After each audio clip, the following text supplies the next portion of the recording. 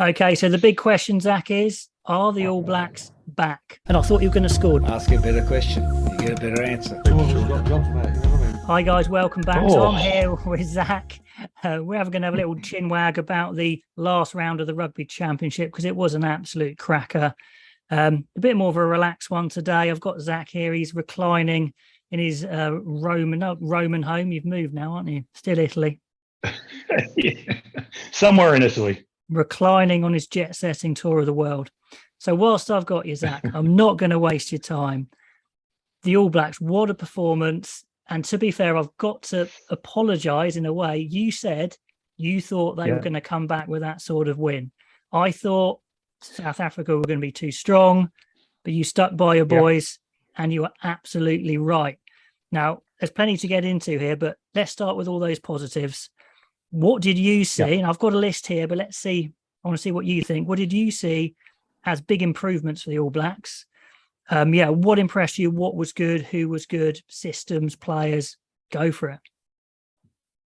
Okay, so first thing, I think when we contrast game one, game two, there was really just a lot of those micro battles, those games within games that were being lost by the All Blacks. And it just kind of got the feeling in game one that there was just far too much to do to overcome the dominance of the Springboks. So we look at scrum, line out, breakdown, physicality, game line dominance, all of those areas, which are really driven by the type 5. Part of the reason why I took the All Blacks is because I thought the selection of the type 5, the younger, more mobile, higher work rate, hungrier, I'll probably add as well, type 5 would actually start to build a bit of parity. I didn't expect dominance. But there were areas I thought the All Blacks were dominant in the type 5, but I did expect parity at the least. And I just thought if they can gain parity in those areas, then really good chance of overcoming, what is a really good Springbok. So I have to start with the type 5, Rich, because I just think the work at scrum. Absolutely. I'll just say to the viewers, guys, Zach's picture is going to break up now and then because he's on his Italian tour, but his audio is all good. So we're going to stick with it because it's not going to get any better, is it? Yeah. But we just enjoy you being here. So, yes, go for it. Yeah, so have to start with the type 5. I thought the scrum, there was a lot of parity in areas they were able to get some dominance as well. Line out, I think stats were the All Blacks won 4 against the throw.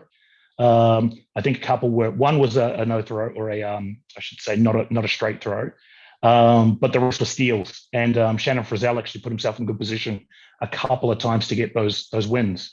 Yeah, he put himself the breakdown. About, so he? The All Blacks. Frizzell he really did, and about.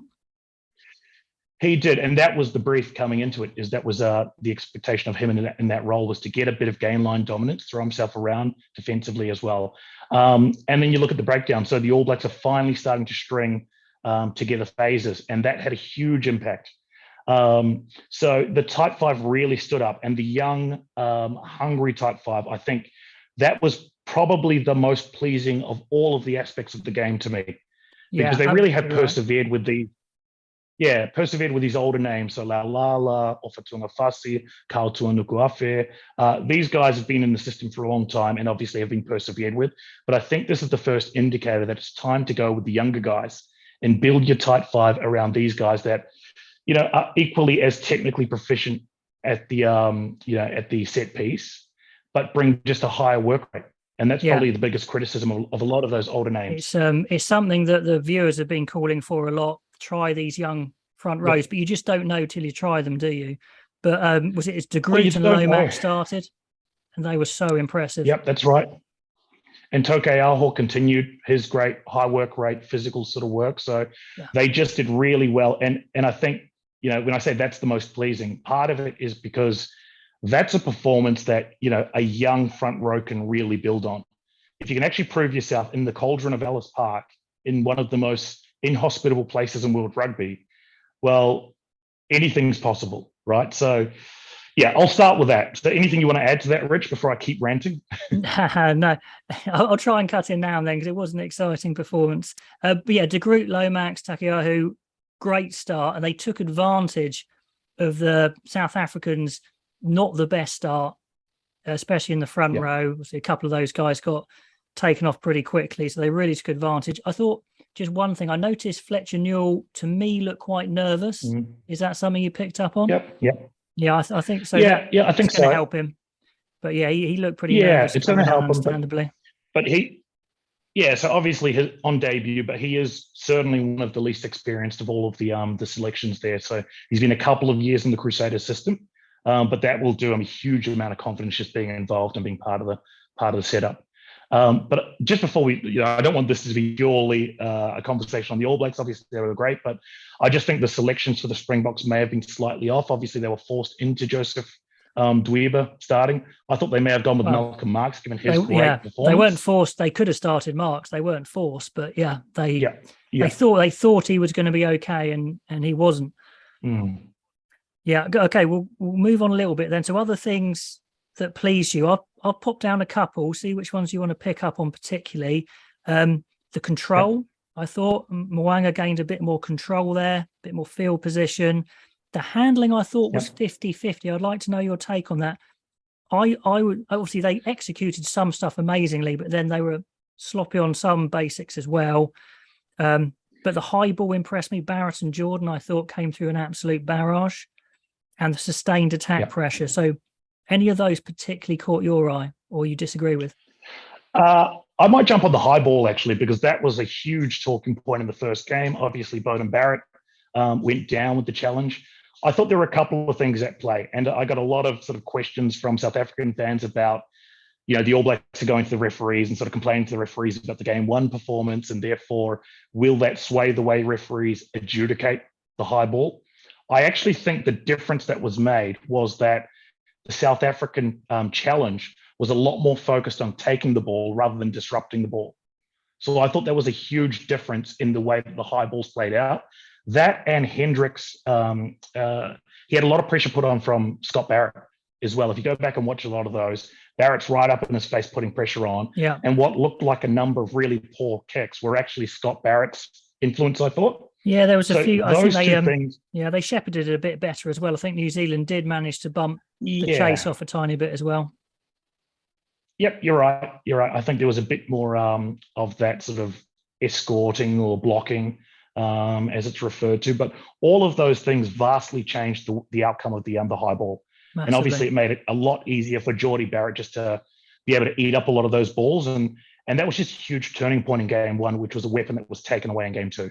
Yeah, and with Hendricks's kicking, I mean, that's his strong thing. That's his strong suit. He's definitely not got the speed around the park, speed of service of Faf de Klerk. But then if you take his kicking away a bit, then his impact is reduced a lot.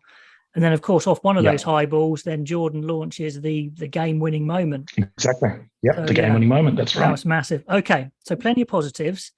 But are we getting too carried away here? Are there still some areas of concern that you think, came out in that game, even though they won? Definitely. So, as you alluded to, error rate, I think, was still, a bit of a concern. There were just times where a ball should have gone to hand. I still thought with the inclusion of Richie Mo'unga as well, there was a lot better continuity with David Havili, as we expect, and Will Jordan. But just some of those other players around them. There was one play where I think it was Richie Mo'unga took it into contact and was looking to fire the ball out to Rieko Ioane, and rather than sort of hanging wide, where he was completely unmarked, he came in close. Sorry, it was David Havili and Rieko Ioane. And I just thought that was a continuity or a lack of continuity sort of issue. So, but that's something that can be fixed if they persevere with the same 15. I guess the bigger issue for me in all of this is that I don't see this as a deliberate, intentional selection by Foster. I actually think the reason he stumbled on these selections is more out of forced changes. You look at Ofatunga Vasia unavailable, Nepal Alala unavailable. Beauden Barrett took a significant knock in game one, so they elected to reduce his impact overall on the game by having that impact role. These are forced changes, Rich. Now, we all look at it and go, great selections, but I still don't think Foster has his complete eye on the best possible outcome of this All Black squad. Yeah, and that's a real concern for me. They always say in coaching, it's better to be lucky than good, isn't it? I mean, we're taking the mick here a bit, but yeah, it worked. It was enforced, but will he stick with it, I guess, is the question. I mean, that's for me, the big question. A couple of questions. South Africa worked the ball wide really nicely and got around the outside edge of the All Blacks quite a lot, which is one area maybe they want to work on. And And I mean, that missed tackle, Caleb Clark as well. What do you do with Caleb Clark? An amazing attacker. We saw him break through the line. And then that tackle was possibly one of the worst tackles for a winger you can have when you've got them lined up. You're as quick as them, you're stronger than them, you hit them perfectly, and you still slip off. So, you know, that's kind of alarm bells for me, just like an individual level. Yeah, I think so. And I sort of also have to give a bit of praise for Lucanio Arm's performance in that game. Oh my God, he was amazing. I mean, he was just a man possessed. He just looked absolutely incredible. I think you alluded to in one of your videos. You'd love to have Lucanio Arm in the centres and on the wing, but you'd have a world class. You'd have a world class. Well, you'd have him at 12 as well. I think Deolande was off a bit as well. Yeah. So I think you'd have him at 12 as well. He was absolutely incredible and almost single-handedly kept them in the game. Fantastic. Right, so have to give full praise there. But you touched on, you know, the width of the Springboks, and I know a lot of Springboks fans get really frustrated with this, and it really stood out to me is that they stick to their game plan really, really well. Obviously, forward dominated, kick the ball, but they have so much attacking weapons there that if they can just get the balance right between game management, using sort of your forward dominance, and finding the right times to interject those world-class backs, they would be one of the most difficult teams to stop in world rugby, without a doubt. Absolutely. I think that's sort of my challenge more for Springboks fans and the Springboks in general. Well, going on to the Springboks a bit more, you know, I'm a neutral, but if I was in the Springboks camp, I think I'd be absolutely gutted with that game because they had that period where they deserved to lose. But the point I'm making is at the end of the second half, and then, at the end of the first half and for most of the second half, they had some huge domination. I mean, they were at times all over New Zealand. I mean, and be honest with me here, Zach, when they went ahead finally, did you think, oh no, that's it now?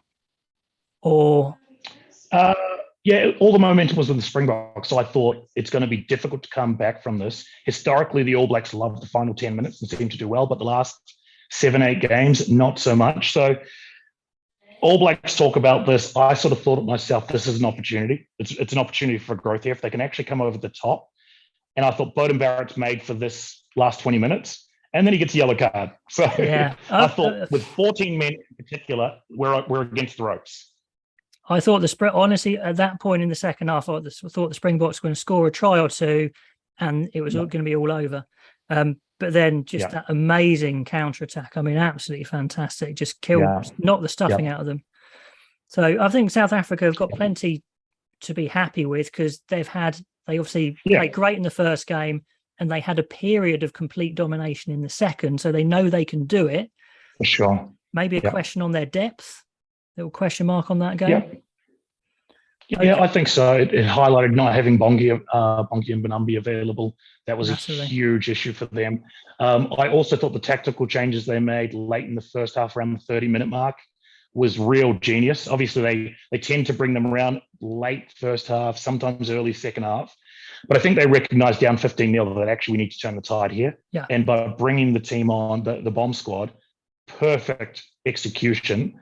They're able to come back at halftime 15-10, which you would be very happy with as a Springboks fan, given the way that first half played out. So, full credit to them for that decision as well. Absolutely. Okay, so just moving on quickly to Australia and Argentina. Now, a complete turnaround in the second game with Argentina demolishing Australia. So they've both kind of had a really great performance and both a disappointing one. Which of those two teams would you be happier with if you were in their camp? Hard to say. I think the Wallabies will see that as a missed opportunity, that second game, a huge missed opportunity. So I think they probably expected to go there and win. I think Argentina probably comes out the happier of that little exchange. Obviously, getting a really dominant win at home, showing a lot of their attacking prowess. I thought their forwards were an incredible game too. But Australia are suffering from a number of troops out at the moment, so they've got a lot of improvements to come as well. So it's going to be really interesting how the next few weeks play out, because I think you could see huge improvements in Australia. And if Argentina are able to maintain, a lot of what they showed in their second game, they can trouble any team. Yeah. I think Australia really did struggle from just losing too many good players in the end. I mean, both first Yeah. and second choice hooker were out, which is huge. No Hooper, of course. Yeah. No Karevi, no Paisami, no Cooper. I think it Cooper, definitely told, to be honest. Yeah, James O'Connor struggled a bit, I think. So the lack of a Quade Cooper in there, I think, really affected them. Yeah, I'm not confident with O'Connor at 10, to be honest. I'm never quite sure of him, but I think they felt they had to. So go on then. I'll put a vote out on this video. Who's going to win the rugby championship? We've seen 2 rounds. If you're going to put your money on someone, who would you tick the box? I would be leaning towards the All Blacks, unsurprisingly. I just think, they've got a bit more of a favourable run. A lot of these matches at home. Springboks obviously have to travel a bit. Historically, have struggled in Australia. They spoke about that in some of their press conferences, is that, they see that as a real challenge for them as well, traveling to Australia and winning. So I would have to say the All Blacks are in the box seat now here. But it's so close, Rich. Like we've seen South Africa dominate. We've seen Argentina dominate. We've seen the Wallabies dominate now as well. It's all set up for some fantastic rugby. Oh, it's brilliant. And I think neither Argentina or South Africa took advantage of their home games, did they? So they could have won both their home games and they didn't. So that's massive. So New Zealand have now got 2 home games, right? Australia have got 3. Have New Zealand got 3? Yes. New Zealand have got 3, yes. Yeah. Wow. Okay. So that's massive, isn't it? Maybe slight advantage New Zealand. But again, if South Africa get it right, they get a few players back, I could see them not losing another game quite easily. Yep. So I agree. It's still between those 2. I might just tip to South Africa just because I see them less likely to lose, if you know what I mean. Well, they're more likely to stick to their existing formula of success. Yeah. And the All Blacks potentially, with a few names coming back, could, I don't know. It's hard to say which way Foster will go. As I mentioned earlier, he sort of stumbled upon this, which it's kind of better to be lucky, as you mentioned. But will he persevere with this team? Let's finish on Ian Foster, because that was a question I missed out.